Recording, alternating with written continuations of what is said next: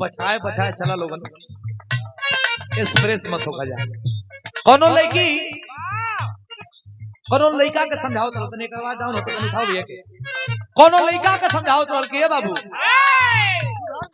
उधर जा जवन तोर काम बा तू है करा जन बार-बार 20 रुपया लेके अंगुरी छोट बा ये दूर हो जा का कहे मास्टर एकदम नई तरज बा एकदम नई लड़की कहत बिया का दूरही से माजा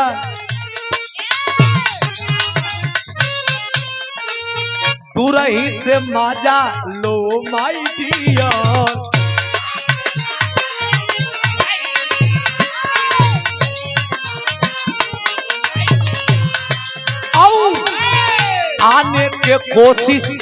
आने के कोशिश न करो नियर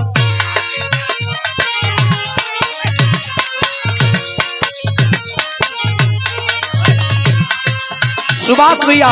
दूरही से माजा लो माय डियर आने के कोशिश न करो नियर मर दूंगी अखिया तो ढह जाओगे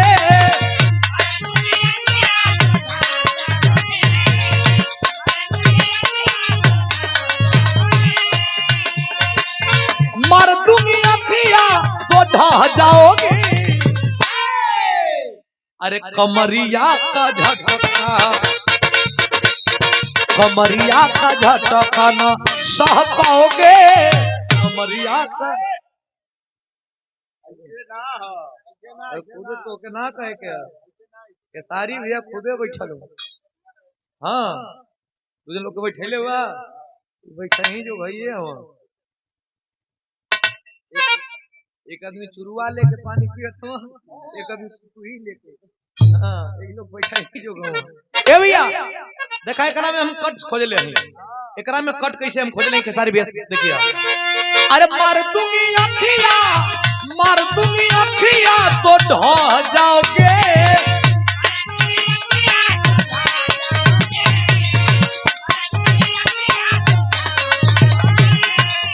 मार दूंगी अखिया तो ढह जाओगी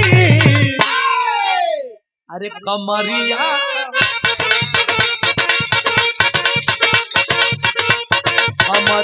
का झटका सह पाओगे कमरिया का झटका दूंगी अखिया मार दूंगी अखिया तो ढह जाओगे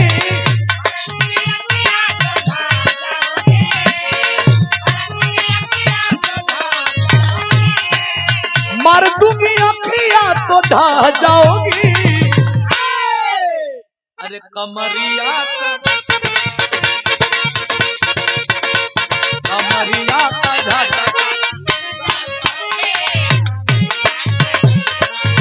सह पाओगे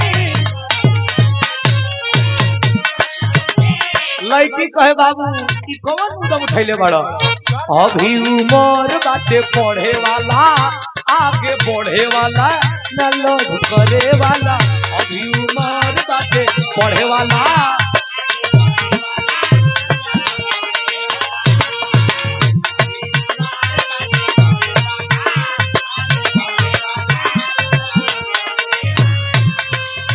अभी उमर बाटे पढ़े वाला आगे बढ़े वाला न लोभ करे वाला लड़का कहता रोग के तोहरा दवाई हो हम ही करब उपाय हो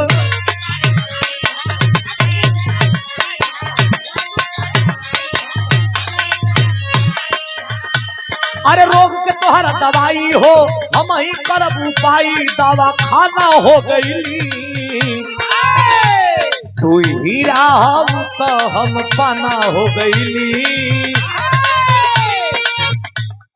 रोग के तोहरा दवाई हो हम ही करब उपाय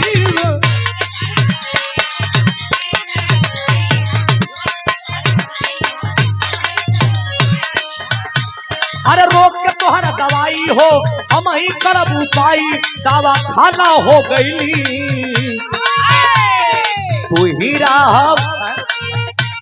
तू हीरा हाउ तो हम पाना हो गई, तू हीरा हाउ तो हम पाना हो गई, काला ओढ़नी के मोरनी दीवाना हो गई।